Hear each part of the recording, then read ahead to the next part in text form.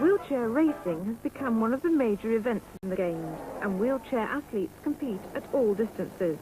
Records are continuously being broken in both men's and women's events.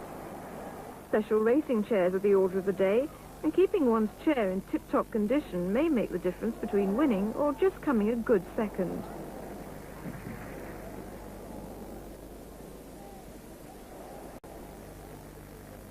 The wheelchair slalom, a test of concentration, dexterity and mastery of the wheelchair, all against the clock.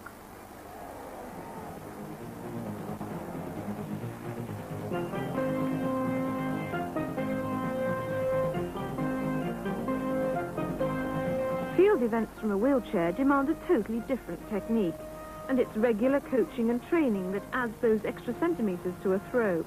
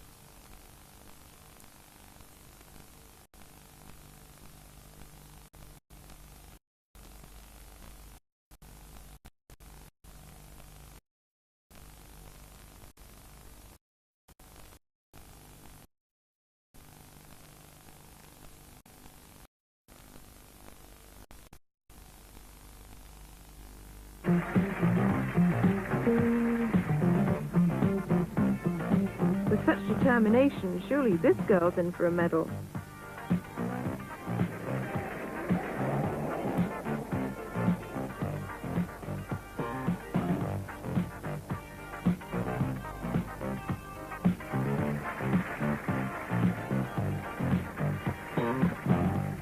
The club's an excellent field implement for tetraplegics. For them, club throwing's reserved as an event in the Games.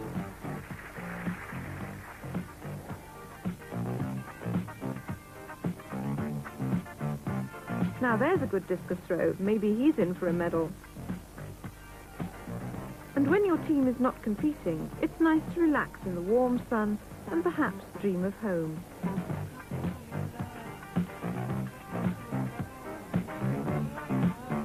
Almost as vital to the spirit of the Games is the action off the field.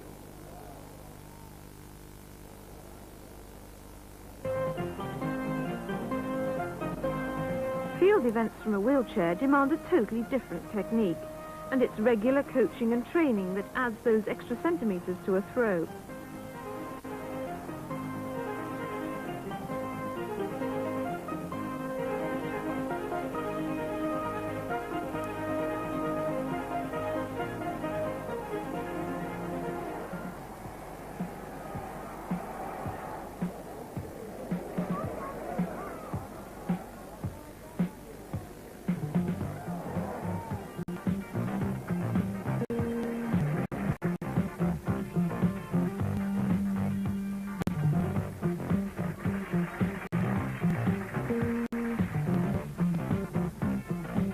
Such determination, surely this girl's in for a medal.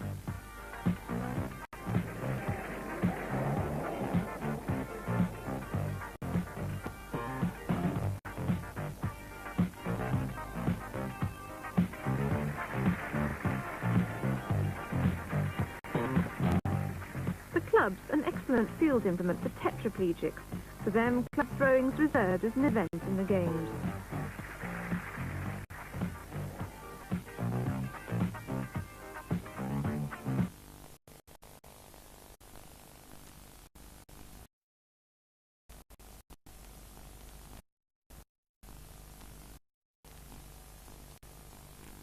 discus throw. Maybe he's in for a medal.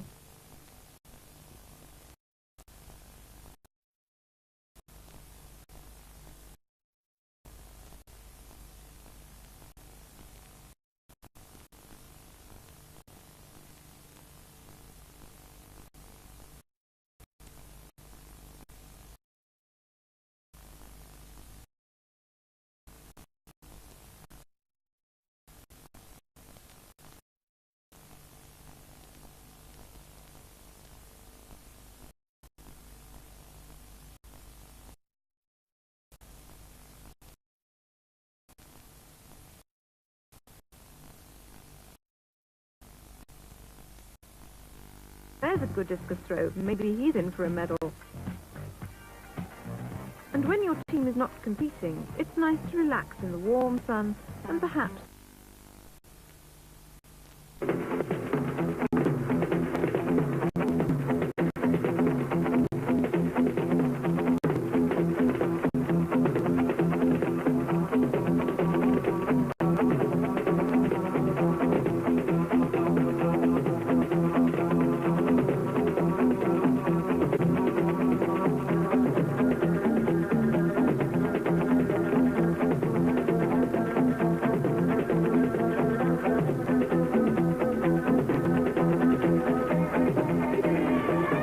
Seventh World Wheelchair Games finally underway. The able-bodied Olympics, of course, happening 6,000 miles away in Los Angeles. And these games originally scheduled to be held near Chicago, but the finance collapsed, and at the last minute they were changed to Stoke Mandeville here, which has done a heroic job at very short notice in coping with over 1,200 competitors from 42 countries. And the first showpiece event on the track, the men's 100-metre final. There in lane 6, Randy Snow from the United States. Next to him, Britain's Paul Cartwright. Then in lane 4, possibly the favourite, Ron Minor from Canada, heroically built, possibly better suited to the 200 and 400 where he holds world records. In lane 3 will be Hans Schroeder of West Germany. The Germans are very keen on track racing in wheelchairs. There's a major event at every big track meet in West Germany. In lane 2 is Keane of Holland, and Courtney in New Zealand brings up the 6th place on the inside, a really international field. So say Minor of Canada, considered the favourite in lane 4. Fast racing wheelchairs, these specially designed for speed, and a very good start there on the inside by Courtney of New Zealand. Surprising, he's got a whole wheelchair ahead of everybody else. Courtney of New Zealand flying away. Next to him, Keane of Holland. And in lane 4, coming up very strongly now is Ron Minor, but he's left it far too late, and it's a fast time as well. In fact, a new world record for Courtney of New Zealand. A surprise winner there, the New Zealander. 16.68, beating the previous record of 16.80 with Schroeder second, and a rather rueful Minor of Canada third.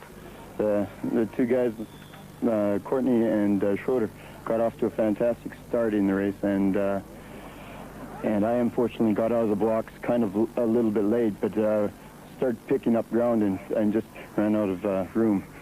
But I am pleased with my time, pleased with the race. Those two guys, they deserved the race. They ran exceptionally well.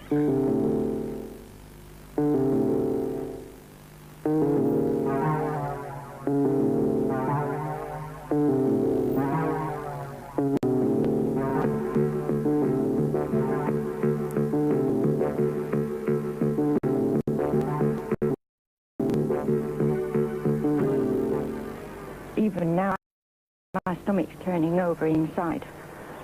And time I get down into that centre and into my ring, I really will be absolutely aggressive. I think of my other competitors there, from the other countries, and I sit there and I look at them and I think, what are you going to do this time? You know, and I get really psyched up, and then once I'm in that circle, it really comes out then.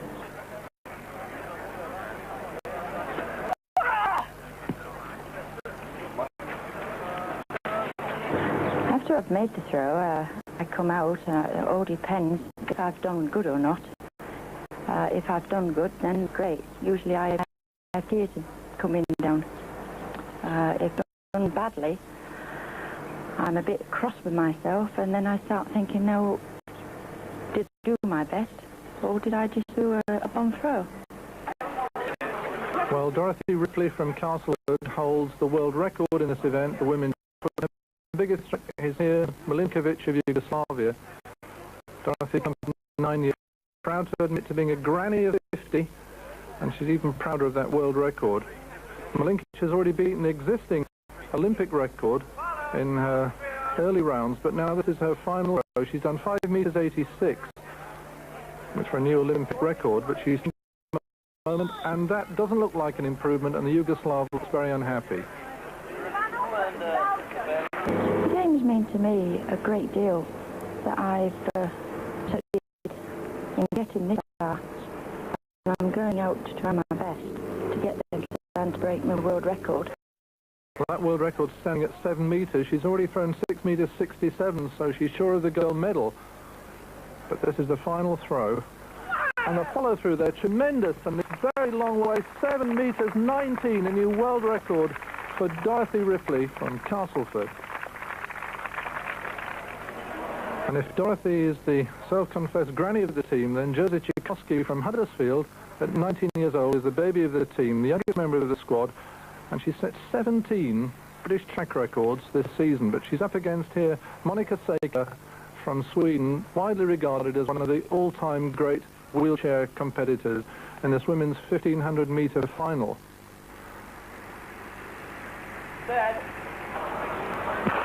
3 3/4 laps of the track, fairly tactical racing, and Josie trying to do with a very fast start.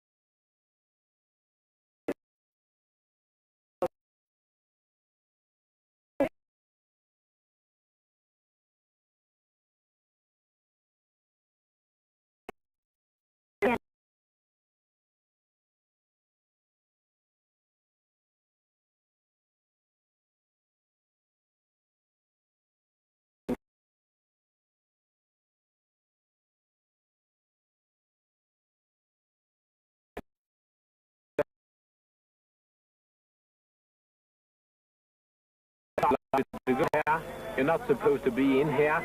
It's our time or such things, which was much of a question earlier. I'm returning to this big institution.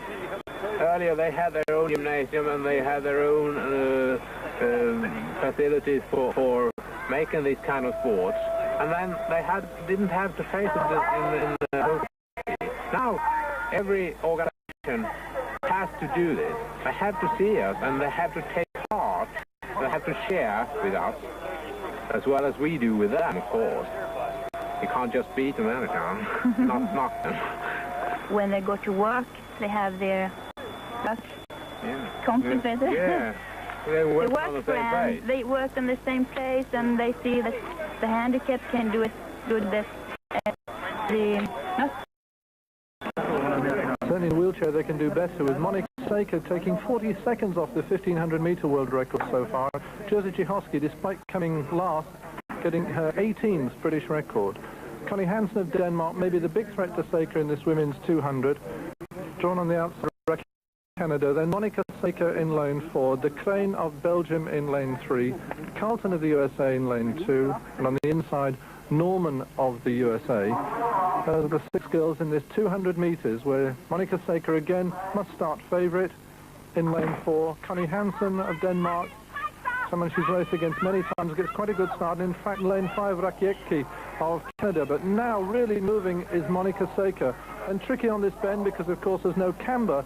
So you're really wheeling flat at full speed. And that little front wheel keeps twisting.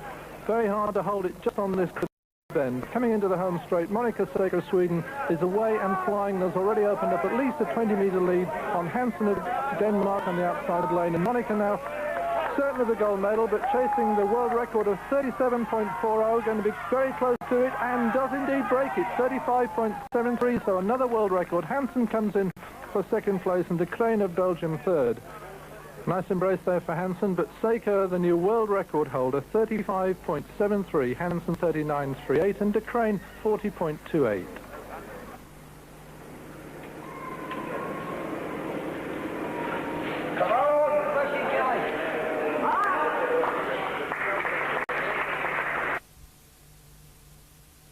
The death of a family member, or perhaps a divorce or a bankruptcy, or perhaps a problem with alcohol. Disabled people reflect the same values that society has in general. And if the expectations are low, they don't expect us to be healthy, don't expect us to be independent, then by and large, you're not going to be. But I think it is changing. Our expectations are being higher. And I think that's good. Society should expect of us the same that they would of anyone else.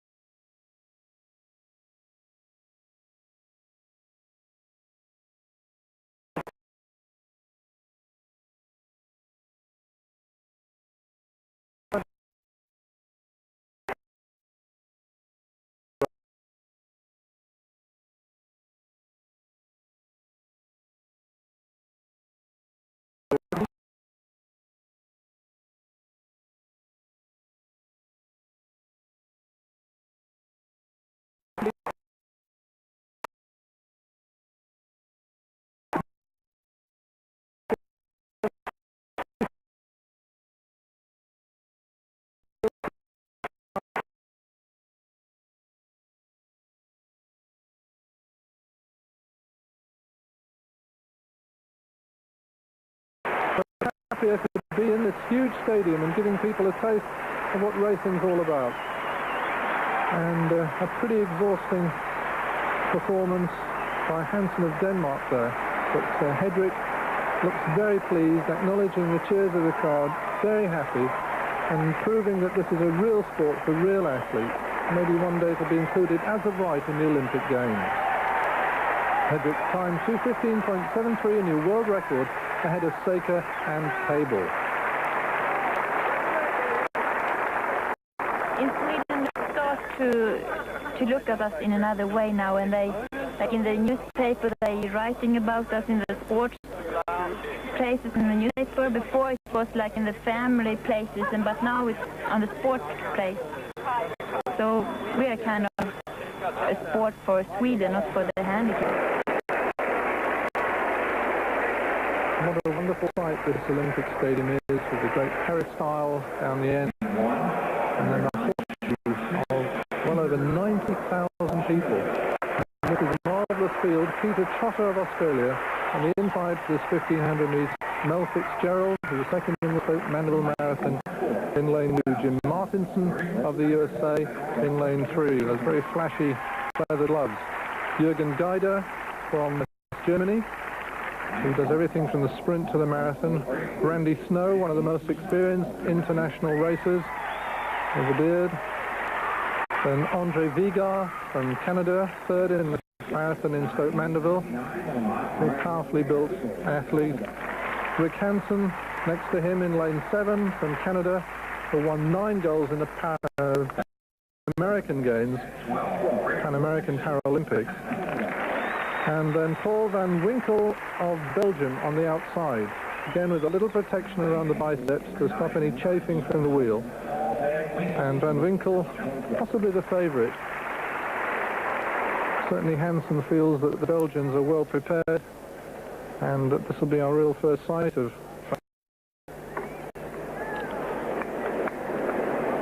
8 of them lined up in this men's 1,500 metres.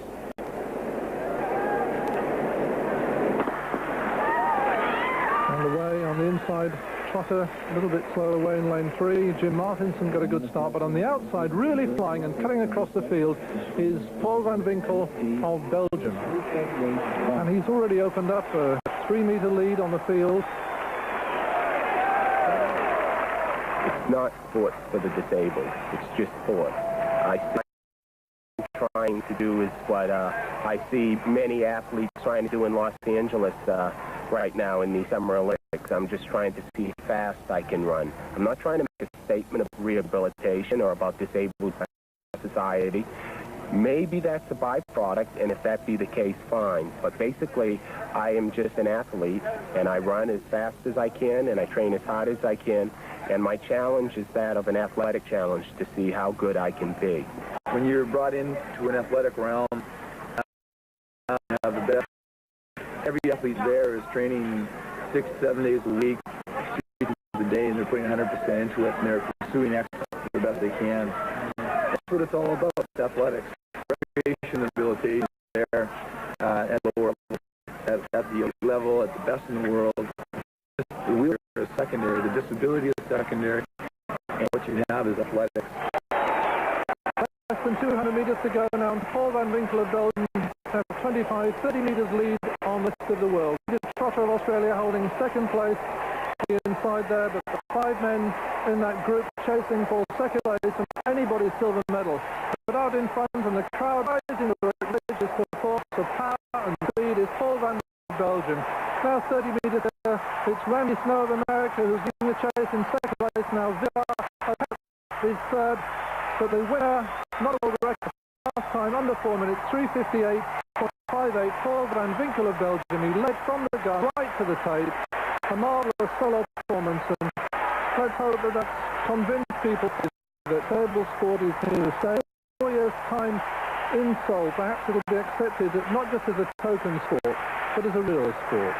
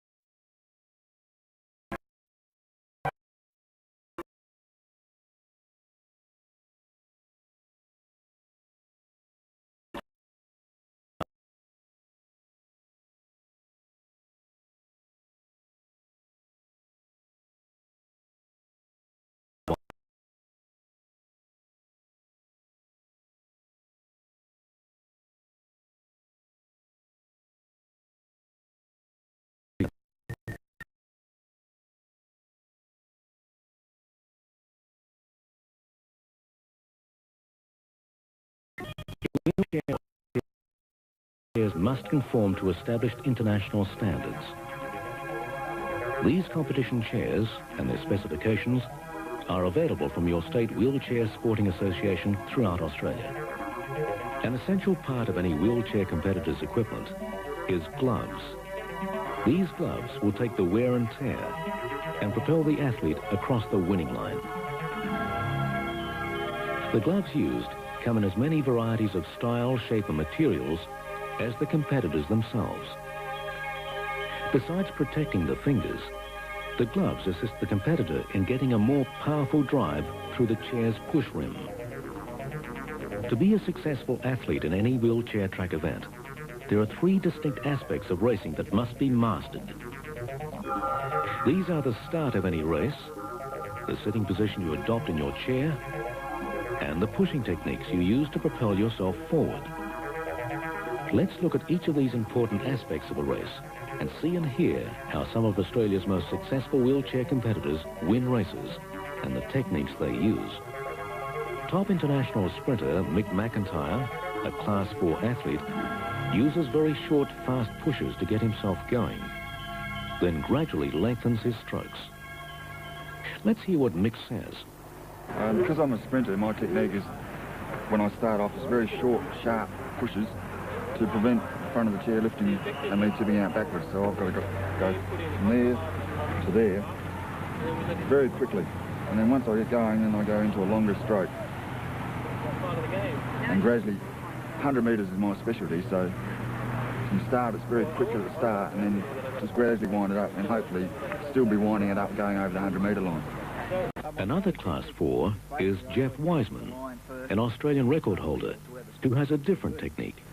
I always like to start on the spoke because the further you are up to the outside of the wheel, the easier it is to motivate the chair to start with. So what I try to do, I line my front wheel up, then I line my spokes up equally on both sides. I always find an outside spoke, not the inside spoke, because your fingers can get caught up then. So I find an outside spoke equally on both sides and rock the wheel till I get the position I want.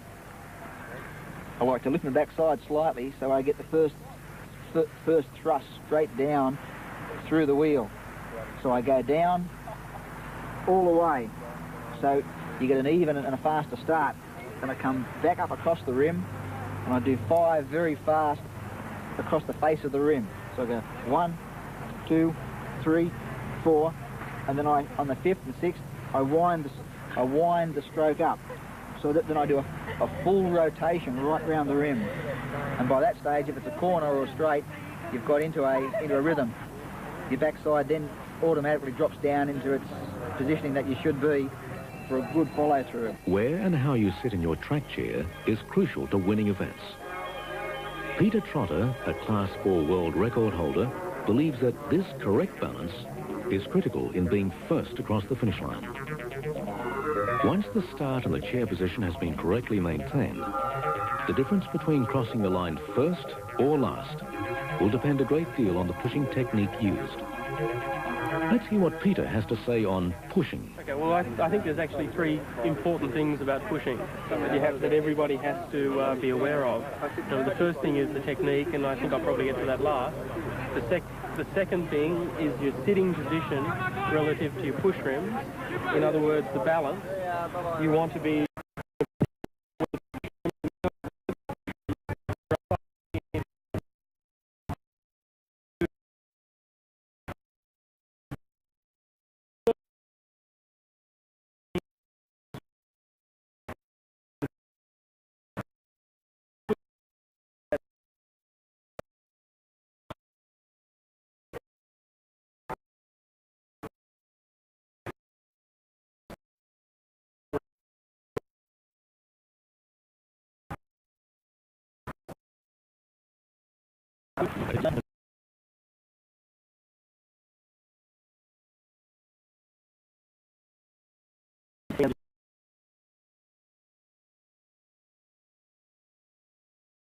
to move yourself around the bend.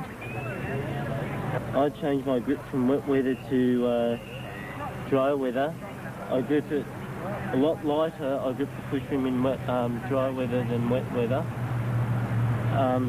With my grip, I grip it so my hands here and this finger's underneath the rim, so I get something to push off under here. And in the wet, I do the same thing, but I grip this finger a lot tighter, so that if I slip, I'm still on the rim because it still hits that finger. So if I didn't have it here, I'd sort of go, if I had it here, I'd sort of slip and go off, and that's sort of stopping me from coming off.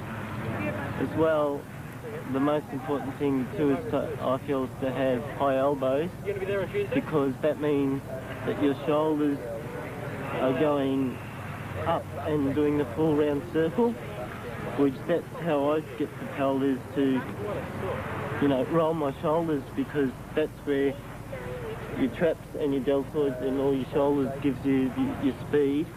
And you can get a bit tense in your shoulders, so before I start I try to relax my shoulders. When I'm going around a bend, say for 2 and 4 in the distance events, I angle my chair into the bend. As you're coming into the bend, you aim for a midpoint of the bend, and then as you come off, you're coming off with gravity. And also with the bend, I seem to go a little bit faster on my outside arm to my inside arm. For distance events, the muscles that are used will receive a great deal of continuous repetition over a longer period of time. World record holder Mike Nugent, at Class 2, describes how he goes the distance. Well, with the start, I keep my hand approximately 12 o'clock, between 12 and 11 o'clock on the hand rim. And the first push tends to be I get the weight, of course, you've got to get the weight right down to stop the front, the chair lifting. And the first push is a longish push, just for that first one down to sort of there. I come off there, and then I start into a sort of probably more of even a wrist rotation, a real high wrist rotation, high stroke rate, just to pick up the speed like a first gear type thing. And then when I achieve that, then I fall into the big roundhouse style push, hitting the rim probably in about 11 o'clock. It depends a lot on how fast you're going. I feel just how long you can hit it for, or stay with the rim. And then it's just around and down, and hit, and always sort of down, and just like that, just hitting it like that all the time. But then you've got that, when you finish here, you've got that that's your relaxation period, I feel, from sort of there back to there. That's when you relax. It's not very long, but at least you're not. Whereas you get this sort of style like this, means your shoulders are always, you see some sort of push, they bring their hand across you might say they cross the hub there, you're going like this. Well, your shoulders are always bound up, I feel, but that's your relaxation period, and then you're just hitting it. The same essentials used by the paras are used by the quad competitors. Because they have less muscle in certain parts of their upper body, different techniques must be adopted. Australian record holder and 1B competitor Michael DeSanto speaks about his technique. Okay, to start a race, I get as much as my body weight forward onto my knees as possible. The main purpose of this is to get a lot of drive coming straight down through the shoulders, through to the push rim. Instead of, if I was sitting up straight, I'll be pushing forward and losing a lot of power. So you lean forward and the drive comes straight through from your shoulders, down through your elbows, and almost vertical. Another world record holder is Class 1A quad, Richard Cordukes, who has perfected his winning style after years of training. I'm a Class 1A quad, so I don't have any hand function, nor triceps, which is an important muscle for pushing. So the start for me is actually on this part of my hand, and it goes right here. My weight is always right forward as far as I can go. My hand, you'll notice, is down here when I check both sides, down a long way here, because the bicep is the muscle that I use to start. And when I actually start, it's a pull up, and that's the first push. It's a pull straight up, and then it's as long as possible in the start. And then I go from here, my hands come to here, and then I immediately turn over, and it's on the back of my hand. That is a very important move, to get that change from once you finish the pull to here. Very important to get that very fast so that you can get that second push, which is extremely important.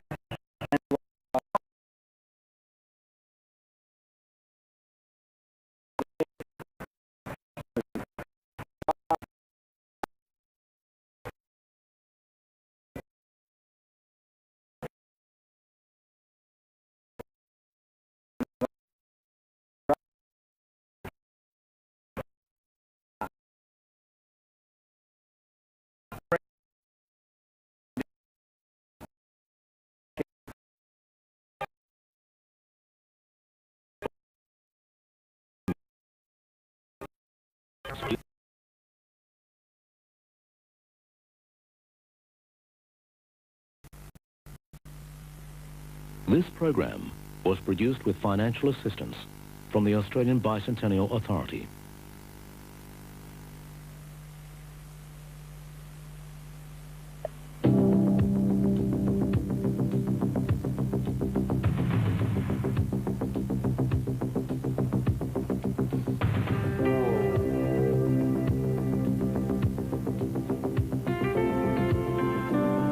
From the earliest wheelchair athletic meetings, field events such as the discus, shot put and javelin were quickly embraced by competitors.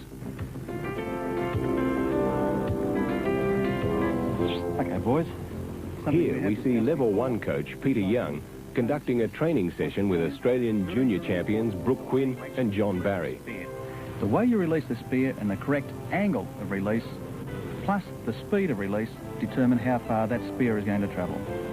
Okay? There are several grips you may use. One is this two-finger grip, which in the case of you boys, I can see would be the best. The grip is very important. Unless you've actually got those fingers planted well behind that binding, you're not going to get the amount of thrust necessary to push that javelin forward at high speed to get the desired distance in your throw. Unless your fingers are locked nicely in behind here, the javelin laying along the palm of the hand, then you cannot get enough forward thrust to get a long throw in. There is an alternative grip which I do feel is not useful in your particular case. Reason being, that is designed to allow the javelin to rotate as it's passing through the air. That gives great stability in a longer throw, but not necessary in your particular case. I do feel this grip is the best for your particular throwing. All right, Brooke and John, you're quite happy with the demonstration of that grip? You're quite confident you can use that correctly? Very good. Well, look, I'll see if I can get John to actually give us a demonstration of that particular grip. If you can get that back nicely, John. Very good. Now, I just want you to give a slight simulated throw. I don't want you to actually throw it.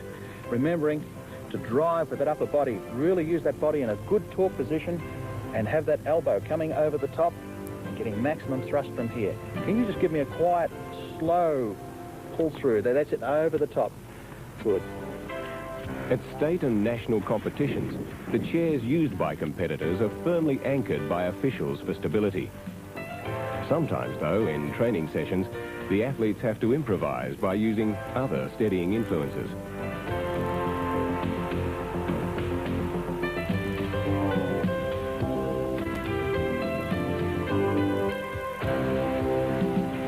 Let's look at Class 3 javelin competitor, national record holder and international medalist Julie Russell competing at the trials for Seoul. The techniques needed to master the shot are quite different. Peter explains what is needed to put the shot to gain maximum distance.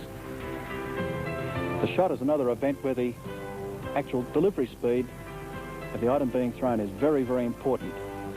The shot must always be pushed from the neck. You always put the shot in close proximity with the chin. The elbow is raised almost in a completely horizontal position. It must never be dropped below that point, because as you drive forward and push the shot from the area near the chin, this elbow must hold it up against the skin. If you drop the elbow away at any time, the shot will break away from the neck, causing a no-throw situation. It is most important to keep that arm up here. To actually get as much drive as you need, it is very important that the shot is also held approximately this position in the hand. If you try to hold the shot down here, you will be throwing the shot instead of putting the shot. It's very important that it sit here. Can you see that quite clearly, boys? It must sit at that position just above the base of the fingers. The fingers are spread like so behind the shot. As you push forward on that final drive, the fingers will provide final thrust with the shot to drive it forward.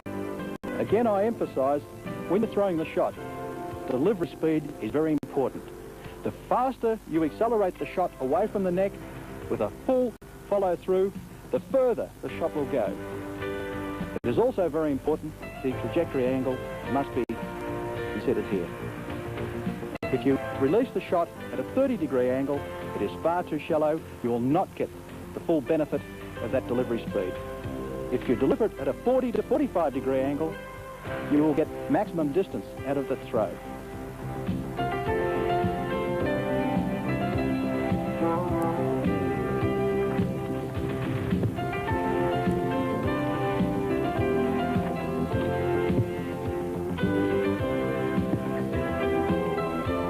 Very good, boys.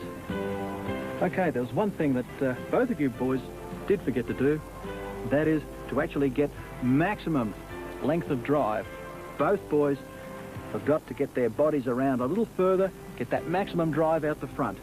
If you can remember to drive that shot all the way out the front till you get a final thrust with those fingers, then you will get greater distance. Remember, delivery speed, delivery angle, final thrust, big distance. Another field event which attracts a lot of wheelchair interest is the discus. Peter carefully explains how the discus should be hurled. It's very important, the angle of release of the discus. The discus is released at an angle of 30 to 35 degrees. It always comes out on edge. If you don't throw the discus with its leading edge cutting out at that particular angle, the discus is liable to wobble around in flight, it is liable to turn down, or it is liable to turn up, depending on which angle you've released it. It must always come out at that angle. It must never come out like that, or wobbling. This is brought about by holding it correctly. You must be confident enough to put this discus in your hand for that giant slinging action to get you the distance. You must never grip the discus strongly. Your fingers merely go over the edge of the discus, the first joint's just curling over and holding the discus. If I was to take my hand away from under the discus, it would drop. But due to the centrifugal effect of that discus being slung in your arm, it will not come out until you want the discus to come out. The last point of the body this discus touches is the right index finger. If this slinging motion is correct, coupled with the correct grip, you will get a final bite and spin action off that right index finger as the arm slings. This is very, very important. I can only also stress very highly, at all times, this arm must be straight. This arm must never be bent during the throwing phase. The arm is always straight, coming from this position. That big thrust is provided by the muscles across the front of your chest here, with a big, strong pulling action across this chest. Your shoulder starts first, followed by a whip action from that right arm. Is that clearly understood? This discus will then fly the distance you want it to, given that acceleration speed.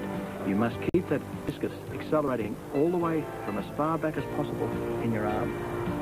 Unless you accelerate it all the way, leading to a final thrust right out the front, you are not getting full measure of distance in that throw.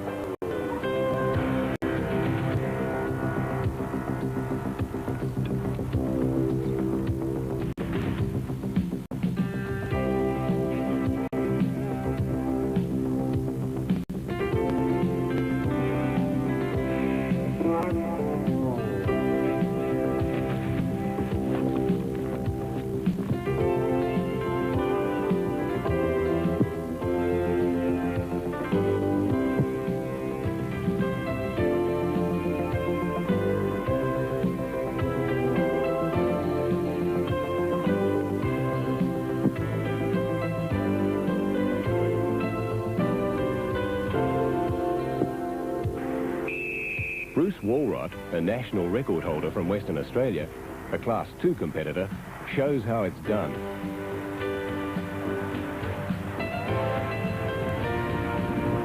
Another international junior champion is Gary Aberley, a Class 5. Gary recently broke records in Australia and the United States. Like any sporting competition, success comes to those who have the dedication, drive and willingness to undertake the rigours of training. Your state wheelchair sporting body can give you full details on who to talk to and where you can receive instruction. While we've seen only paraplegic competitors train and compete in this video, quadriplegic athletes can also undertake all the events shown, in addition to a special event called the club throw. Australian competitors in field events are rewriting the record books at events across the world. As in all wheelchair events, there are standards for everyone. Why don't you make inquiries now? It's never too late. This program was produced with financial assistance from the Bicentennial Authority.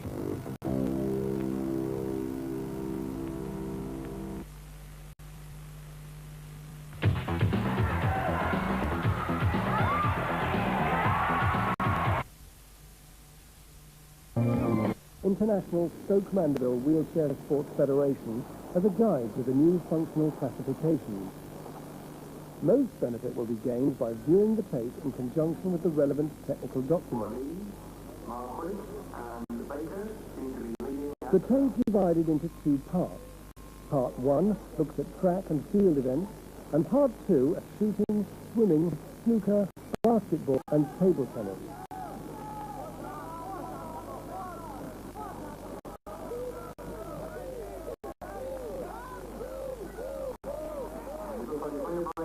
Initially, it will be important to know the urological level of the athlete. This not only needs the motor and sensory level, but also whether the athlete is incomplete or complete. The presence of a curved spine and of joint contractures is to be noted. A joint contracture is the inability to move a joint through its normal range. Difficulties in classification will occur more frequently in the athlete who is new or untrained or has poor technique or poor chair position. The top athletes are generally easier to classify because they are usually using their functional potential.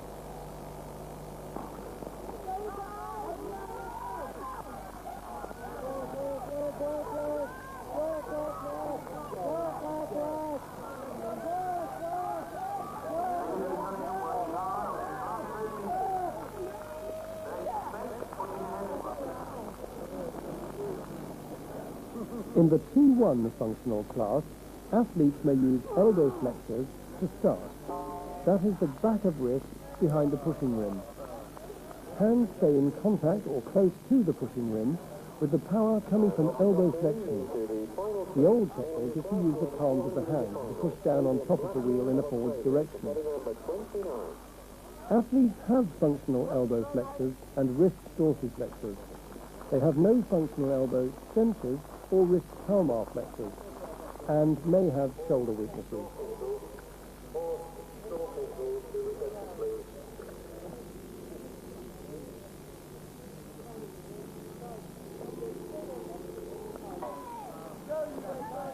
In the T2 class, athletes usually use elbow flexors to start, but may use elbow extensors.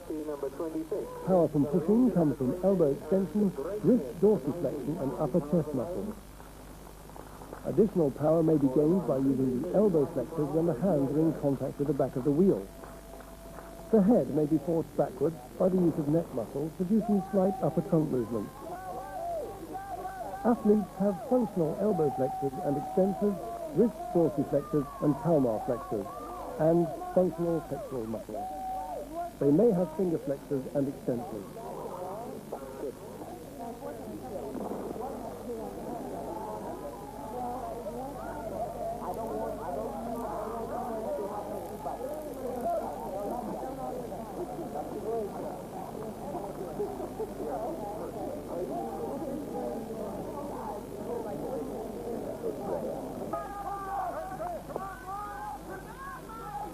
The T3 class. Functionally, athletes have normal or nearly normal upper limb function, but they have no active trunk movement. When pushing, the trunk is usually lying on the legs. The trunk may rise with the pushing action. Usually use a hand flick technique for power or friction technique. They may use the shoulder to steer around curves, but will usually interrupt pushing movements to steer and have difficulty resuming the pushing position. When braking quickly, the trunk stays close to the pushing position. Scoliosis, curvature of the spine, usually interferes with abdominal and back muscle function. Athletes have no abdominal muscle function and may have weak upper spinal extension.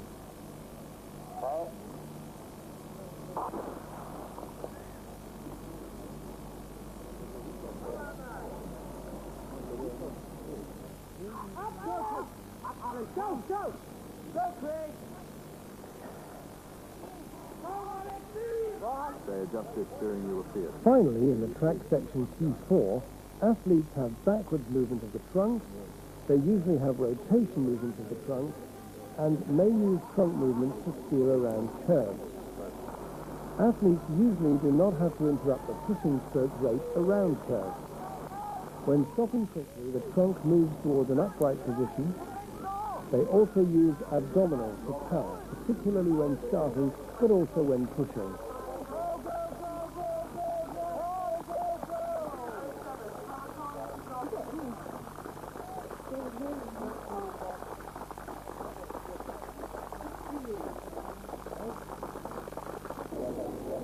In F2, athletes have difficulty gripping with the non-throwing arm.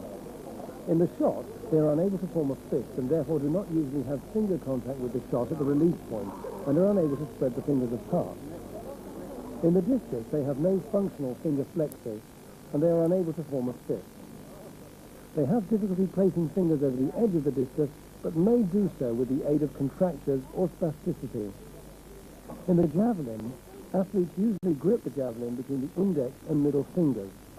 These athletes may have slight function between the digits of the hand. In the F3 class, athletes have nearly normal grip with the non-throwing arm. In shot, a good fist can usually be made.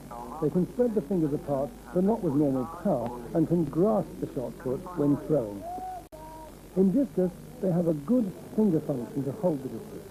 They may be able to impart spin on the discus and are able to spread and close the fingers, but not with normal power. In javelin, they usually grip javelin between the thumb and the index finger, and have ability to hold the javelin because of presence of hand muscles that spread and close the fingers.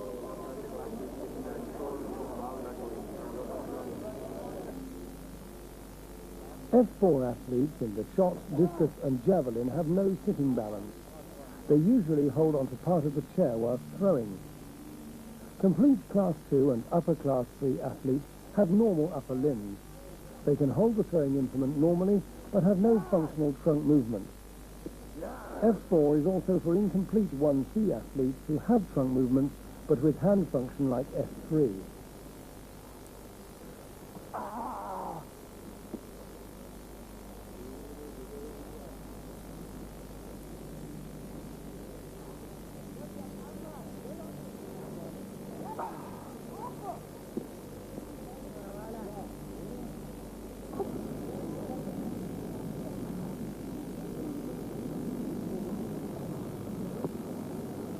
Was it 51 degrees east the way that you ran it?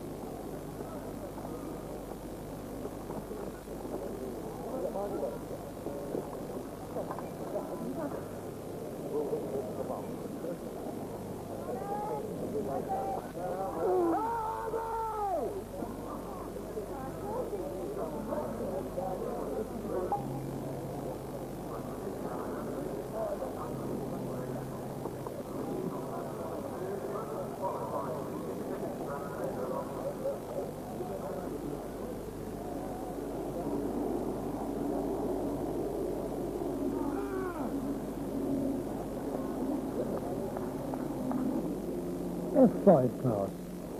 3 trunk movements may be seen in this class. Off the back of a chair in an upwards direction, movement in the backwards and forwards plane, and some trunk rotation. Athletes have fair to good sitting balance, but they cannot have functional hip flexors, that is, ability to lift the thigh upwards in the sitting position. They may have stiffness of the spine that improves balance, but reduces the ability to rotate the spine. Shot and javelin F5 athletes tend to use forwards and backwards movements, whereas the discus predominantly uses rotatory movements. Athletes have normal upper limb function, and abdominal muscles and spinal extensors, upper or more commonly upper and lower. They may have non-functional hip flexors, grade 1, and have no adductor function.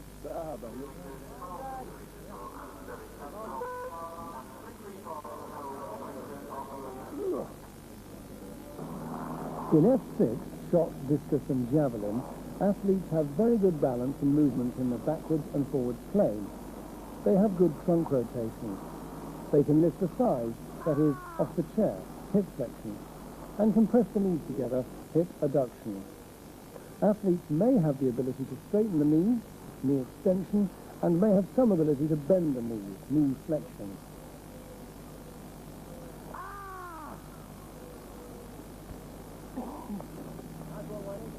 This is transmitted movement.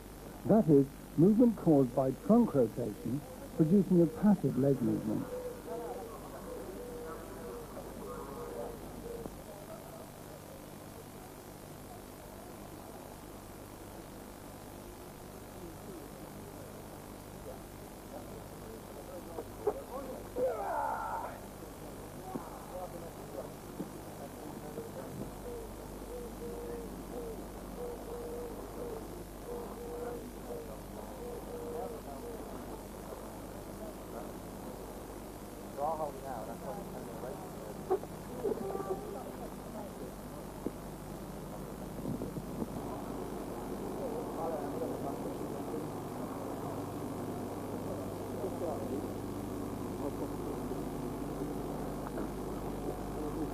Oh, God. Hey. No throw.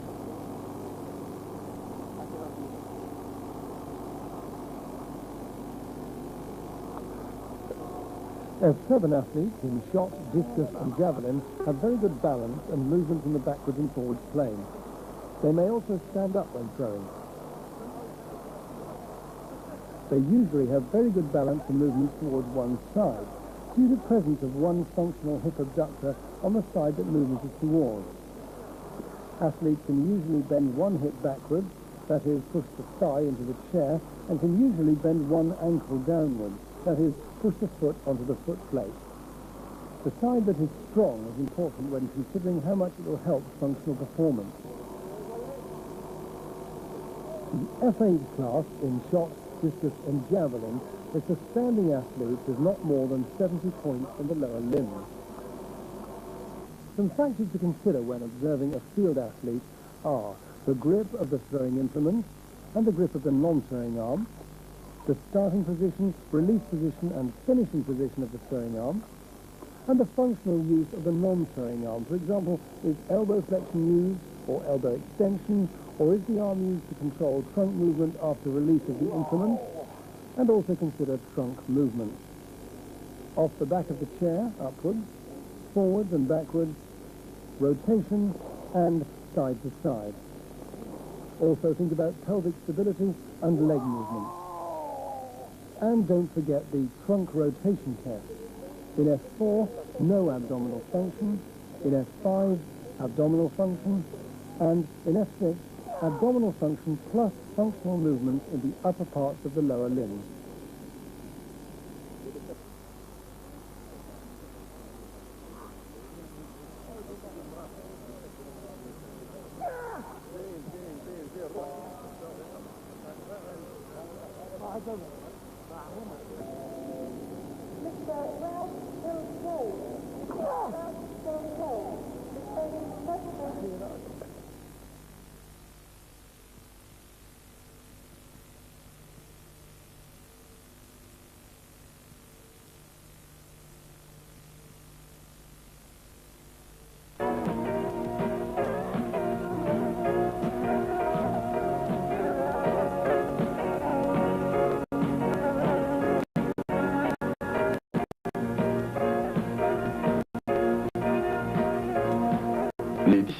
retenues en athlétisme pour ces premiers Jeux européens handisport sont les suivantes. Course à pied ou en fauteuil de 100 mètres, 200 mètres, 400 mètres, 1500 mètres et 5000 mètres, saut en hauteur et saut en longueur, de poids, du disque, du javelot. Dans les compétitions d'athlétisme pour sportifs handicapés physiques-moteurs, les participants sont regroupés par catégorie. Une classification internationale qui tient compte de la nature du handicap, du port d'un appareillage éventuel et des facultés motrices de chaque intéressé. Ceci pour permettre d'équilibrer les épreuves. Les athlètes amputés, par exemple, sont classés en différentes catégories selon le membre atteint, le niveau de l'amputation et le port éventuel d'une prothèse. De la même façon, les sportifs en fauteuil roulant sont répartis selon leur atteinte et leurs possibilités motrices. Cette classification par catégorie n'est pas définitive pour un athlète, du fait de l'évolution possible de certains handicaps. C'est pourquoi, avant l'ouverture des Jeux, le cas de chaque athlète a été examiné par un comité médical international qui a déterminé les répartitions.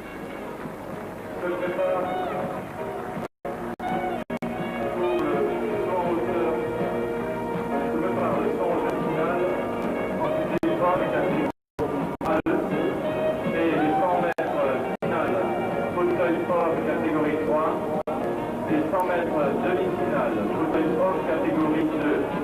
Les athlètes se préparent.